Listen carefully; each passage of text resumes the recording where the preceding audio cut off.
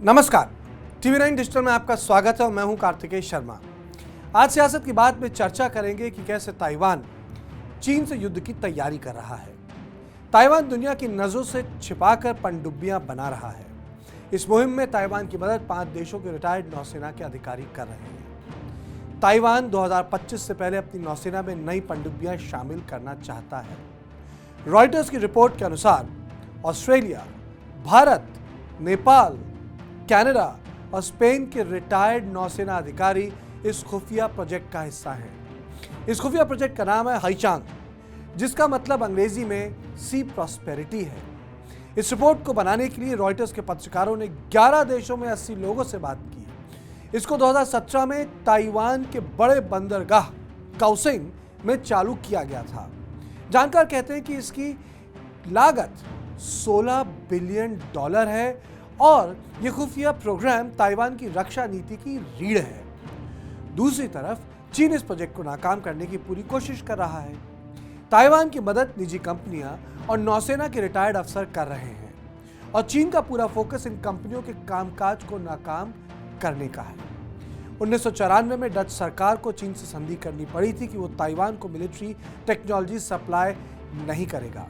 चीन एक बड़ा मार्केट है और हार्डवेयर का बहुत बड़ा सप्लायर। इसके चलते बड़े बड़े देश चीन के सामने टिक नहीं पाते। वहीं ताइवान का मानना है कि बिना पनडुब्बियों के वो चीन के हमले का सामना नहीं कर पाएगा। ताइवान का मानना है कि पनडुब्बियों के रहते वो चीन की नौसेना को थामने में कामयाब होगा, जिससे अमेरिका को उसके सहयोगियों के साथ चीन पर हमला करने और ताइवान की मदद का वक्त मिल जाएगा। आज चीन और ताइवान का कोई मुकाबला ही नहीं है। चीन के पास 58 पनडुब्बियां हैं, जिसमें 6 परमाणु इंजन वाली हैं जो बैलिस्टिक मिसाइल से लैस हैं। लेकिन चीन की पनडुब्बियां नई नहीं हैं और ताइवान कम से कम 8 नई पनडुब्बियां चाहता है। ताइवान इस रणनीति के तहत पनडुब्बियों को अपनी उत्तरी सीमा पर तैनात करेगा, जिससे युद्ध के दौरान सप्लाई लाइंस खुली रहें और चीन की नौसेना वहां आने की हिमाकत ना करे। चीन की नौसेना बड़ी है, लेकिन पनडुब्बियों को ट्रैक करके खत्म करने की टेक्नोलॉजी अभी उसके पास नहीं है। ताइवान इस कमी का फायदा उठाना चाहता है, लेकिन कुछ मिलिट्री एक्सपर्ट कहते हैं कि ताइवान को एंटी शिप और एंटी एयरक्राफ्ट मिसाइल्स पर पैसा खर्च करना चाहिए और उनको सीमा के पास तैनात किया जाना चाहिए, जिससे शहरों पर हमला होने से पहले उन्हें रोका जा सके। वही ताइवान का मानना है कि पनडुब्बी होने से सेकंड स्ट्राइक का मौका मिलेगा और चीन आसानी से पनडुब्बियों को ढूंढ भी नहीं पाएगा।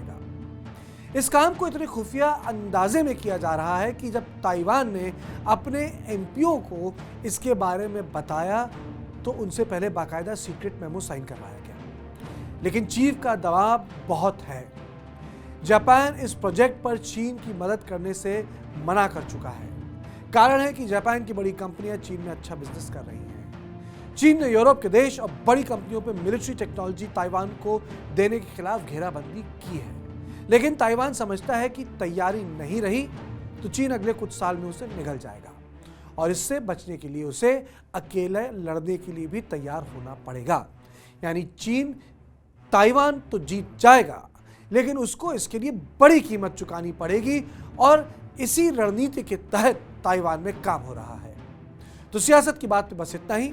देश और दुनिया की बाकी खबरों के लिए आप देखते रहें TV9 डिजिटल।